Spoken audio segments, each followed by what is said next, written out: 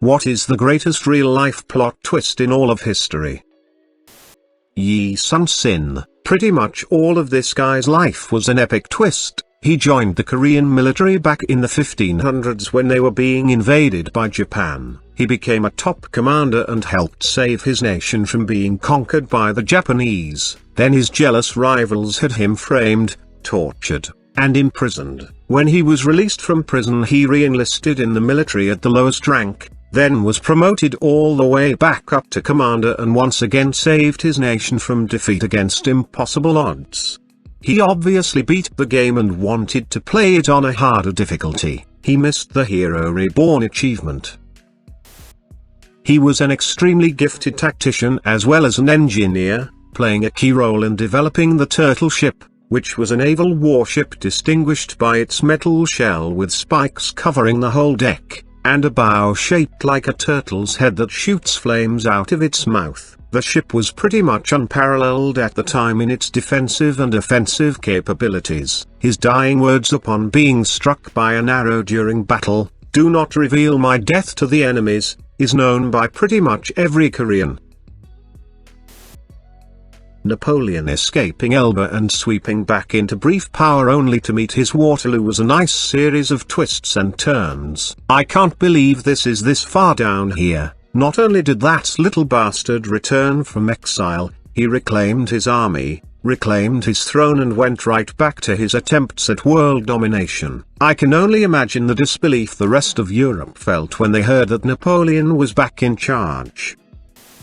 It's definitely Darius the Great's ascension to the throne of Persia. Basically, he was caught literally red-handed standing over his dead predecessor with a knife. "Oh shit," thought Darius. "Oh shit," said the Magi. "Call the guards, this guy just murdered the emperor." "Whoa whoa guys, listen," interrupted Darius. "I know what this looks like, but it's not what it looks like. Not only did I not kill the emperor, but I can tell you who did kill him. It was this dead motherfucker right here, who I realize looks quite a bit like the emperor, but what you need to understand here is that he was actually a shape-shifting wizard, right? So he killed the king and pod-peopled his way to the throne. And all you guys are just lucky that you had someone like me here to avenge the rightful ruler, who I totally miss dearly." The Magi consulted, and with a chorus of "why would someone lie about something like that?" they unanimously decided to raise Darius the Wizard Slayer to the throne of Persia.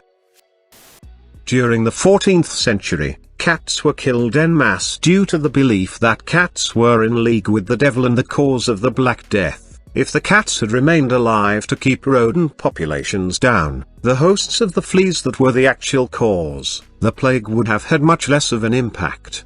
Edit, for everyone saying cats would have fleas. Yes, and they would transmit the disease as well, but due to predator-to-prey ratio, roughly 150 for cats, the density of the disease vector would be substantially reduced. Much like reducing the density of a forest can slow or stop the spread of fire, lowering the density of a disease vector can slow or stop the spread of said disease. It would have still existed but not in the same severity.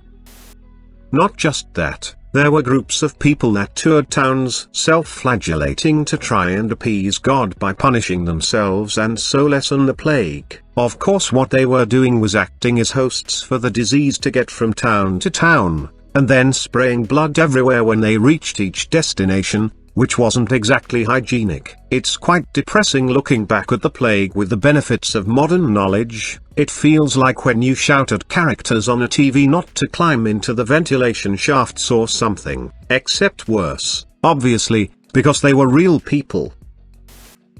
Makes you wonder what the person living 500 years from now looking back at the 21st century will think of us. Roffle. They used to kill bacteria and viruses. They cut the body open to fix something.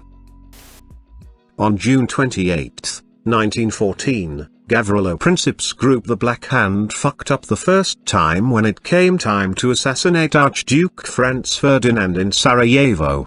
His colleague was to throw a grenade under the carriage as the Archduke and his wife passed over. The grenade delayed and blew up as the next car came by. He panicked, swallowed a cyanide pill, and jumped in a nearby river, except the cyanide pill just made him vomit, and the river was 6 inches deep, so he was caught pretty easily. Gavrilo Princip was pretty damn dejected and went to get some food at a local restaurant. At this time, after the assassination attempt, Archduke Franz Ferdinand told his driver to head to the hospital where he and his wife could visit those injured from the failed plot on his life. Cars hadn't been around for too long, so when the driver got lost and tried to reverse the car, it stalled right in front of the restaurant where Princip was finishing lunch. He walked outside, saw the Archduke standing there, and fired into his neck. The most revolutionary event of the 20th century was a do-over. While Princip's own mess is a remarkable plot twist, WWAI was triggered by series of interlocking alliances and secret treaties that were bound to blow up. In fact, people were talking about the likelihood of a global war as early as the 1890s. Otto von Bismarck famously told a reporter, accurately, that the big global war would be triggered by some damn thing in the Balkans. If not Princip, someone else would have killed Ferdinand. If not Ferdinand, some other dumbass event would have tipped the dominoes. The impressive thing about WWA is how long the international system actually held the war back. It probably should have unfolded a lot sooner.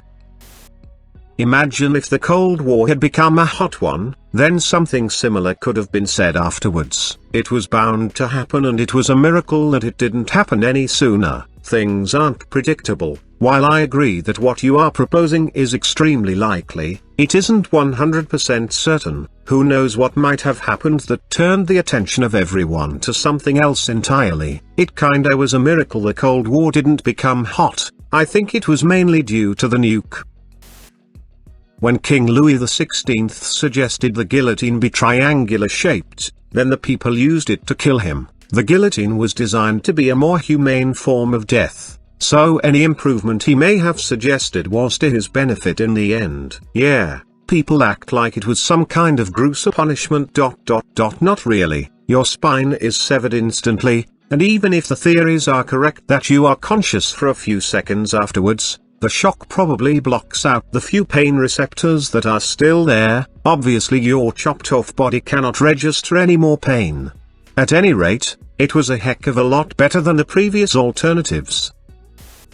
At the start of the Cold War, Henry Murray developed a personality profiling test to crack Soviet spies with psychological warfare and select which US spies are ready to be sent out into the field. As part of Project MKUltra, he began experimenting on Harvard sophomores. He set one student as the control, after he proved to be a completely predictable conformist, and named him Lawful. Long story short, the latter half of the experiment involved having the student prepare an essay on his core beliefs as a person for a friendly debate. Instead, Murray had an aggressive interrogator come in and basically tear his beliefs to pieces, mocking everything he stood for, and systematically picking apart every line in the essay to see what it took to get him to react. But he didn't. It just broke him, made him into a mess of a person, and left him having to pull his whole life back together again.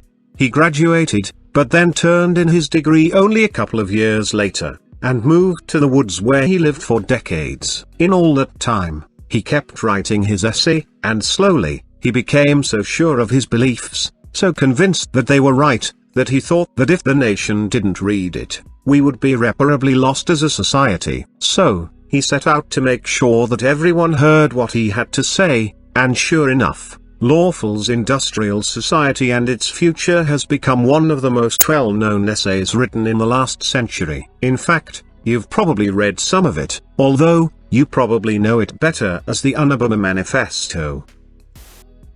Not only was this a great bit of information, it was well and effectively written as a narrative, made for an excellent read. It's unnerving to realize that Kaczynski was so brilliant. Harvard's philosophy department, at that time, was unquestionably one of the top in the world. Right alongside Berkeley's, and he studied under Quine, and then was hired at Berkeley at just 25. I'm not sure of the exact dates, but I strongly suspect this means he was contemporaneous, or very close to it, with one of America's greatest living philosophers. Stanley Cavell, even more so, since Cavell also moved between Harvard and Berkeley around that time.